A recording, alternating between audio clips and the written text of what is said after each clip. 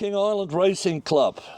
Now you're in the middle of Tassie and somebody says, what is it there, King Island Racing Club? How would you describe this organisation to an outsider? Oh, look, it's a unique racing experience to come to King Island and experience racing on the island.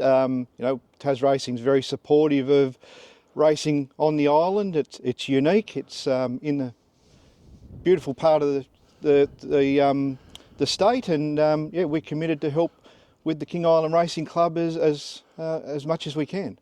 And committing to help means, well, the first thing you think about is financially, but what is it in general? Yeah, so we fund the King Island racing community to about $340,000 a year, and that's through a number of aspects, whether it's prize money, driving and riding fees, chartering flights to bring some key personnel over like the stewards to conduct the race meetings. So, it's a key contribution to racing on the island, and it's a community aspect for the island which we want to see continue in some form.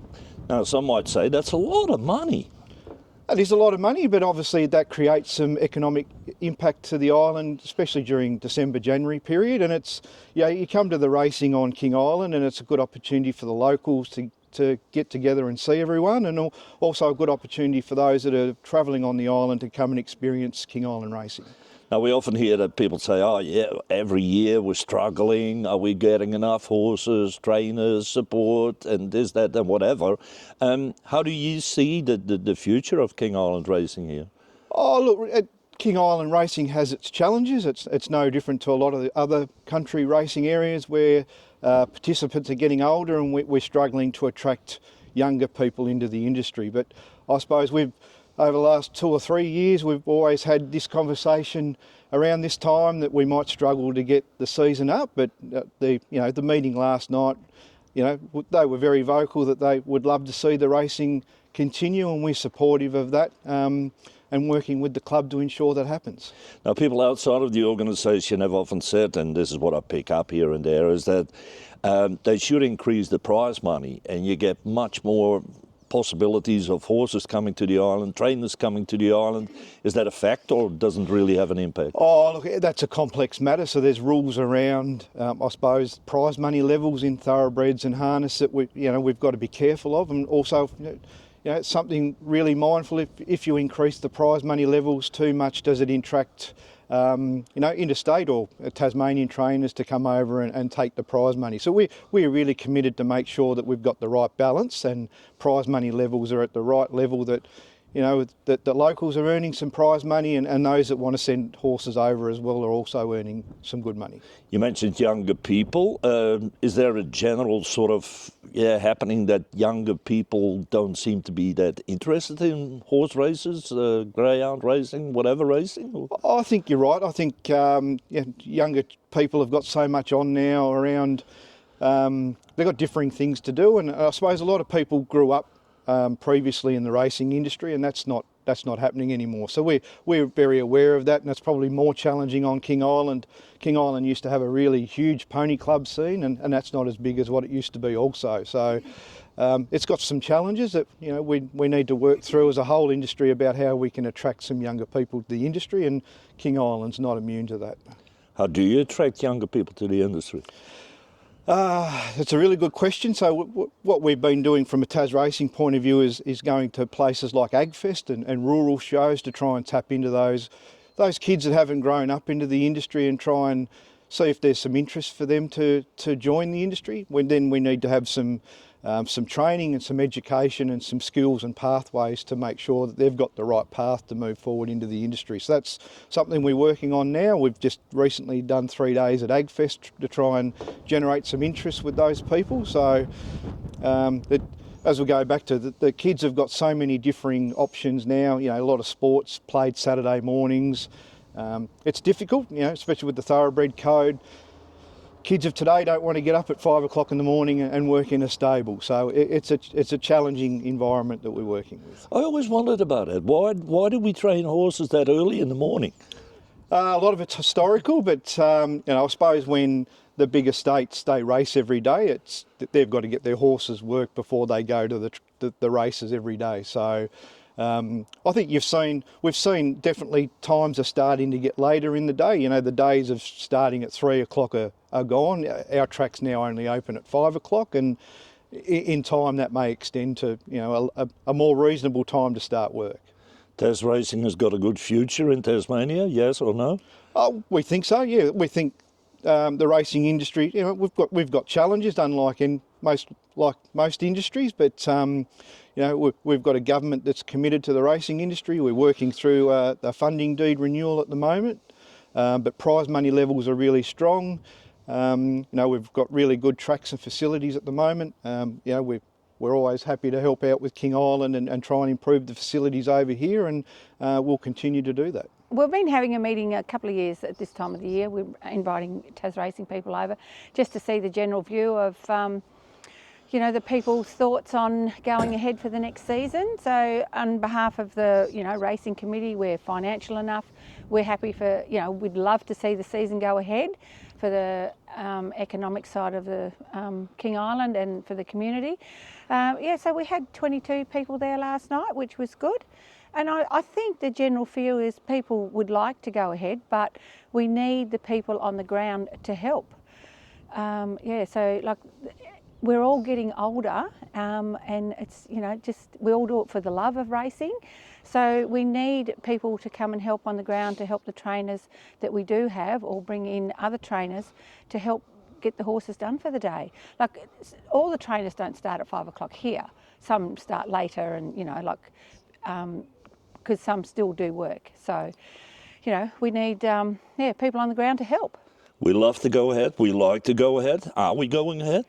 Well, like I said, that depends on how many trainers we get. Like we need a minimum of, say, 30 thoroughbreds and at least 10 paces, if we're going to have the pacing as well, to go ahead to have 5 thoroughbred races per day and the 2 pacing a day. So we need that many horses. If we have 5 horses per race and we have the 5 thoroughbreds on the day, and then we need 5 per race for the paces. So we'll need that many horses on the So where island. we're sitting right now, it's like, say we got to 60%, 70%, or we still don't know? Or... I don't know how many are left here from last season and whether people are sourcing horses for next season.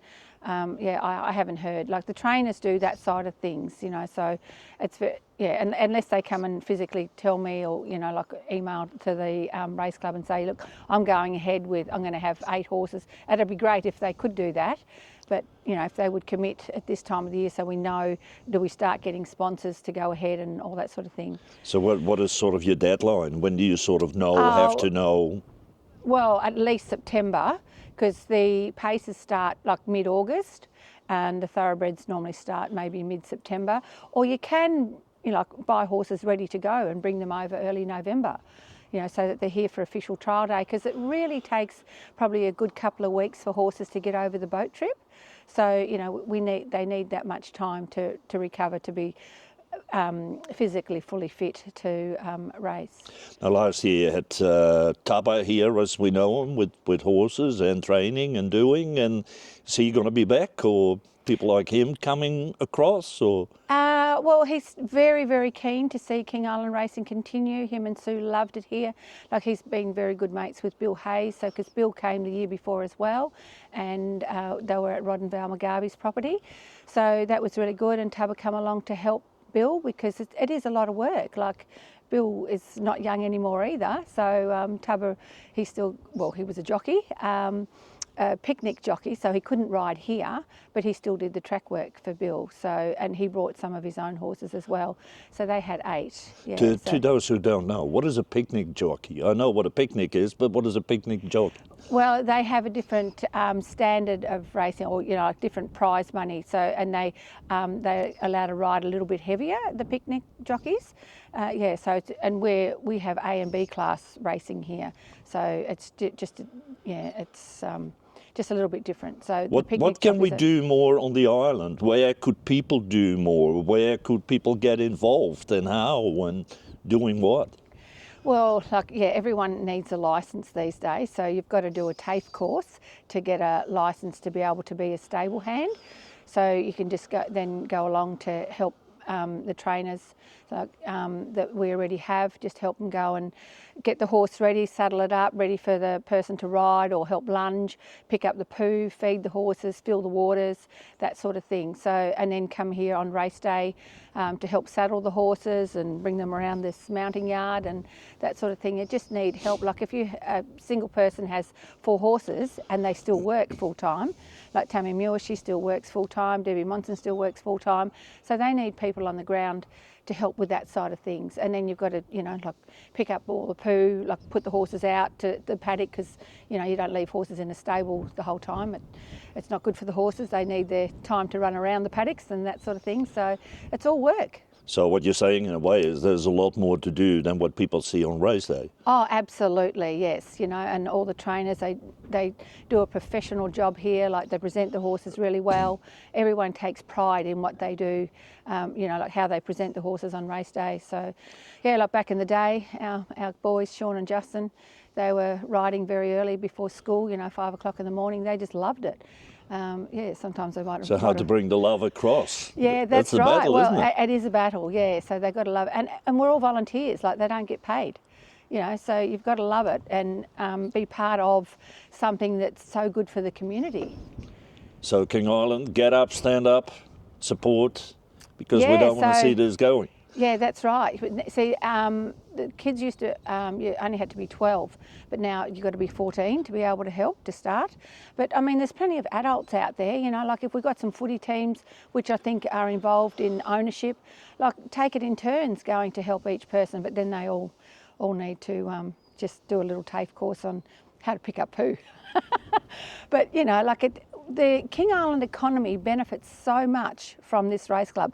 Like I was sort of thinking, like Tas Racing put in, between 300,000 and 400,000, and then the amount of sponsorship we got this year was 90,000. But then if you go like the freight costs for shipping the horses here, the transport, the cost of the feed, bringing all that in, the plane flights, all the people that come over, they need accommodation, they need a car, people get together, go out socially.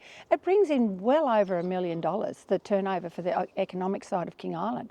Like, to lose that and to lose the 7 social days that we have here for the people, especially Boxing Day, New Year's Day, like all the families that come back home and just love to catch up at the races, like it's a great thing. And the golfers, when they find out, if they don't know about it already, they've changed their golf schedule.